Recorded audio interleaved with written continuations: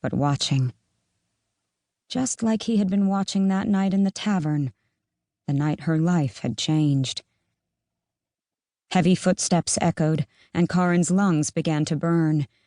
She couldn't stop her body from trembling as she ducked lower to the ground, pressing her cheek against the trampled hay and excrement that littered the floor.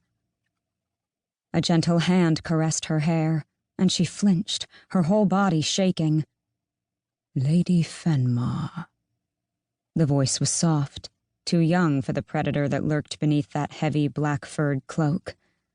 "Rise, child." Karin scrambled to her feet, ducking her head and failing to completely suppress the shudder that ran through her when the figure continued to observe her. Though his height was decidedly average, his build slight, that aura of emptiness was searching. She could feel its tendrils brushing across her skin, coiling around her body like a snake preparing to devour its prey. The ether in her blood shivered when she felt him withdraw. The hood obscured his eyes. When he smiled, his full lips parting, it was merely a flash of 2 white teeth in the shadows. "Has he given you any trouble?" the man asked, his voice crisp and cultured, almost amiable, as though he were inquiring about the weather or commenting on the rain. Karin glanced at the man still bound and gagged on the floor. His yellow eyes were round and frightened, and he watched, taking in every breath, every movement. "No, sire," she said. "He's been quiet." The man chuckled. "Lady Fenmar. Karin." She hated the hand that landed on her shoulder. "How long have we known each other now?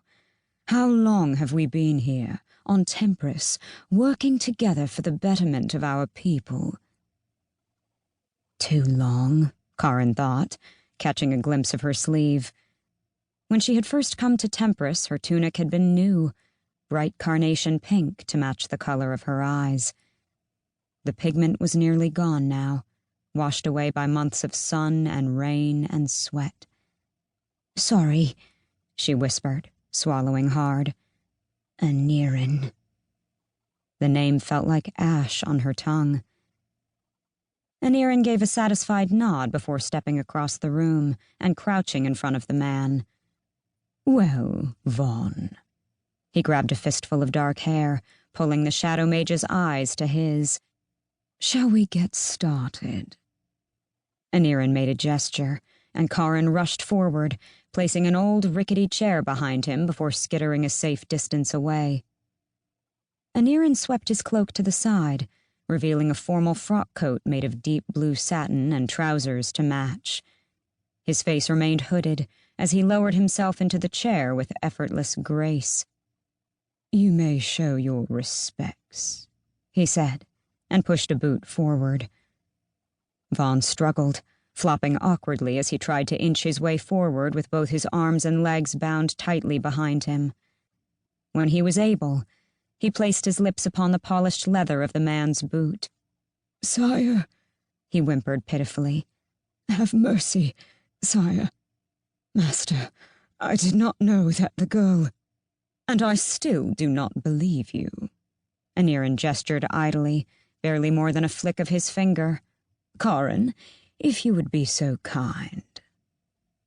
Karin approached the Shadow Mage, doing her best to ignore his increasingly desperate petitions for mercy, as she pulled a small dagger from the sheath at her waist.